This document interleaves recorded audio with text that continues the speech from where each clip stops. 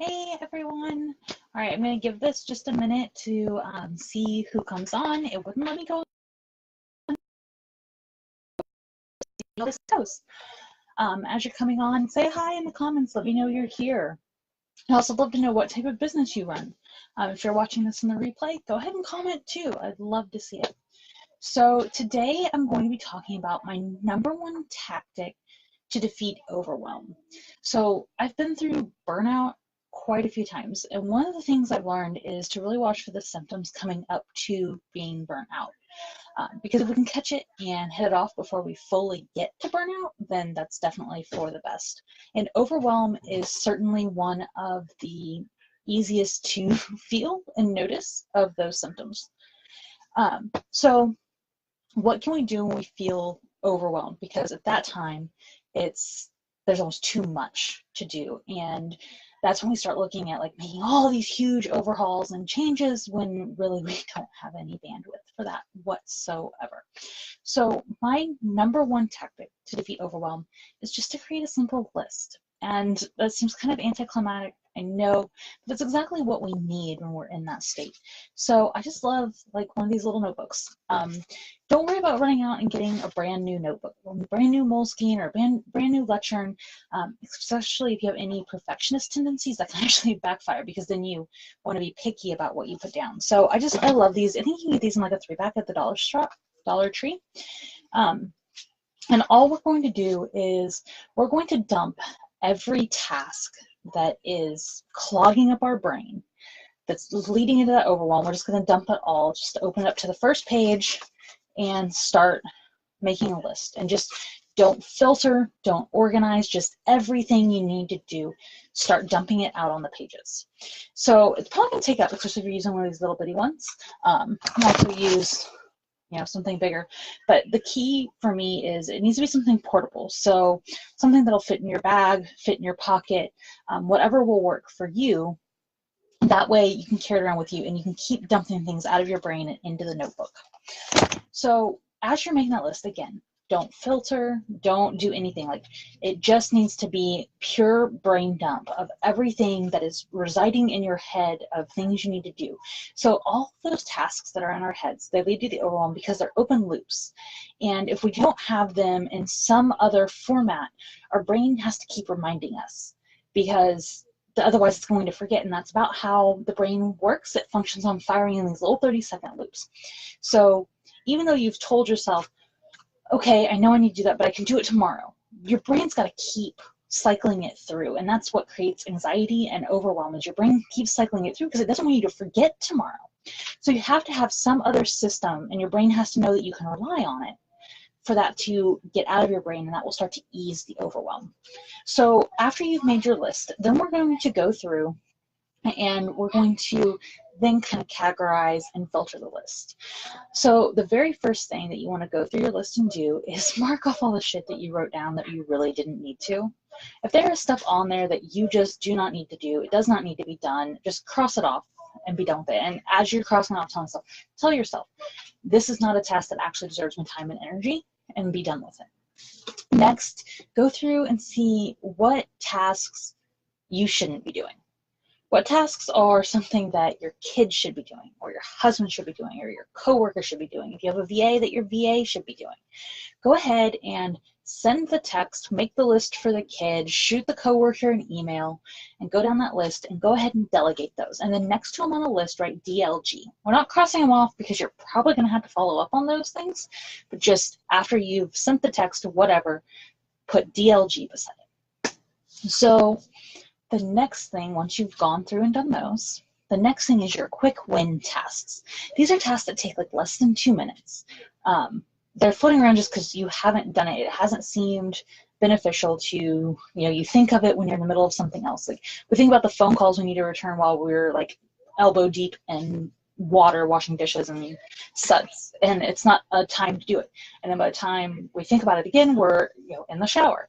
So take all those little 2-minute tasks and take like 15-20 minutes and just knock them out.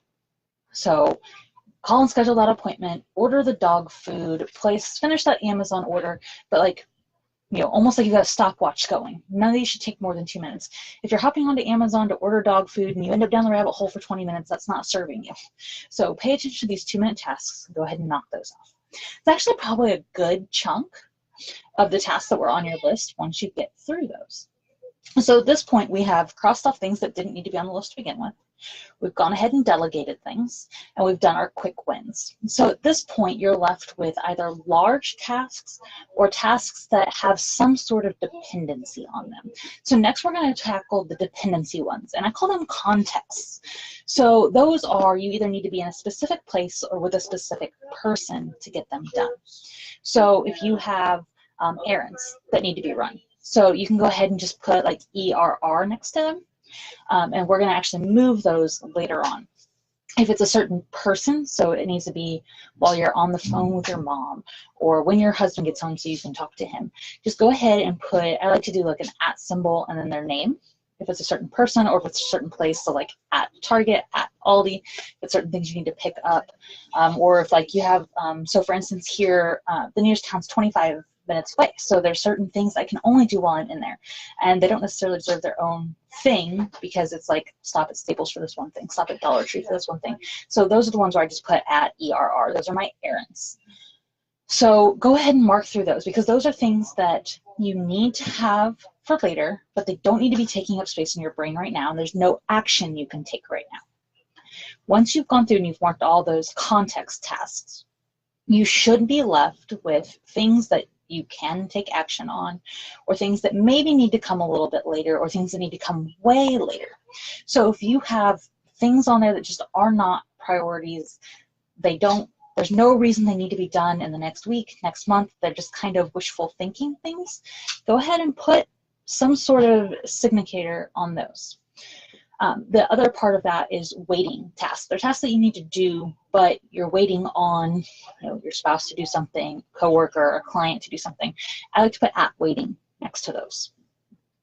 So as you've gone through these, now we've taken care of the shouldn't be on theirs, the delegations, the quick wins, the dependency context ones, another type of dependency, which is your waiting, and then the kind of just not priority ones. So what's left should be tasks that really, truly need your attention soon. So what I want you to do is take the time then to now separate out that list into additional pages. So I have in my little notebook, I flagged about halfway through the book, so that I've got all this room for brain dumping.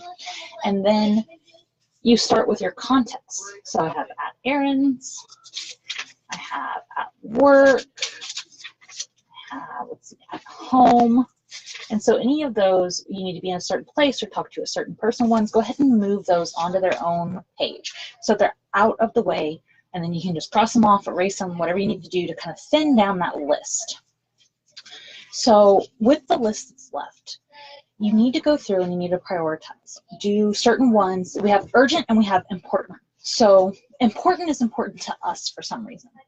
It's something usually personal, or it's an important task that's moving us further along towards our goals, which is very important. Urgent usually means there's either a deadline or somebody else is bugging us to get it done, and that's what's making it urgent so that we can get them out of our heads, not just ourselves out of our heads. So definitely pay attention to urgent versus important. You can do like a star for one, exclamation point for the other, because sometimes they might be both important and urgent. And so then go down the remaining list and mark those things. And then we want to take a look and actually start rating those. Which ones need to be done? And if it's if you wrote something that's not like a small action step, if you wrote create new website, that needs to go to its own page. And then you need to start bullet pointing out all of the tasks that go with it. And this is going to get, if your list is getting longer, it's going to help the overwhelm because it's all out of your head. Once it's out of your head and it's on paper, you're going to start feeling an immediate sense of relief. And it may not be as big of a relief as you hoped it would, but your brain is suddenly going, I don't have to pay attention to this. I don't have to keep this on the loop, which is going to bring the anxiety down. Okay? So that is my biggest tactic when it comes to defeating overwhelm, is just let your head have a break. Let your brain have the break by getting it all out on paper in your notebook. And I know I'm going to have the people that say, well, I could do this in Trello or Asana. I'm going to tell you, just do it in a notebook. The more complicated you make the system, the more moving pieces there are, the harder it's going to be for you to stick to it. This is almost a Band-Aid. I mean, it can be a lifelong. For some people, this is all they need,